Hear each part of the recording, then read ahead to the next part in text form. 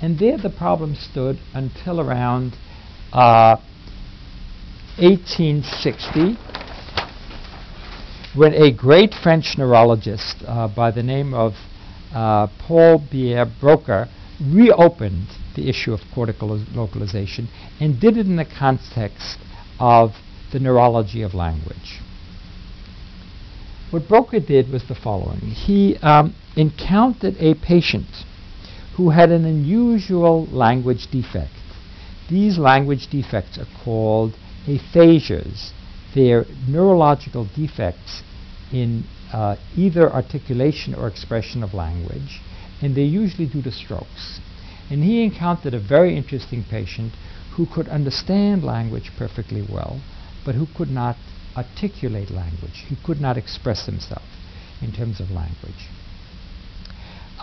This patient was really quite fascinating because it wasn't simply a difficulty with the motor aspects of speech. He couldn't, for example, he could whistle perfectly well, and he could even sing parts of songs. He just could not articulate language. Moreover, the language difficulty didn't just relate to speech. He couldn't write language.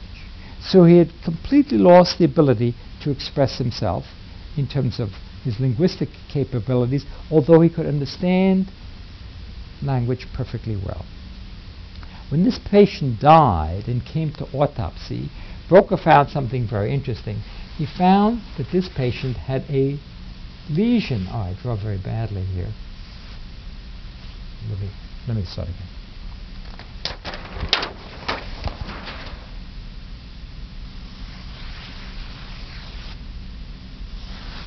He had a lesion that was located in the frontal lobes.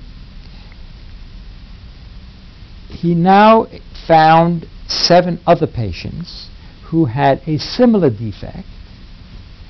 All of them had a difficulty in expressing language, could understand language perfectly well. When they died and he examined them at autopsy, he found that each of them had exactly the same defect. Moreover, in each case, the defect was always on the left side of the brain. This caused him to announce really one of the major principles of neuroscience, and that is that we speak with our left hemisphere. The ability to express language in a very precise way is localized to the left hemisphere of the brain. And he modestly entitled this area after himself as Broca's area, which it is still called.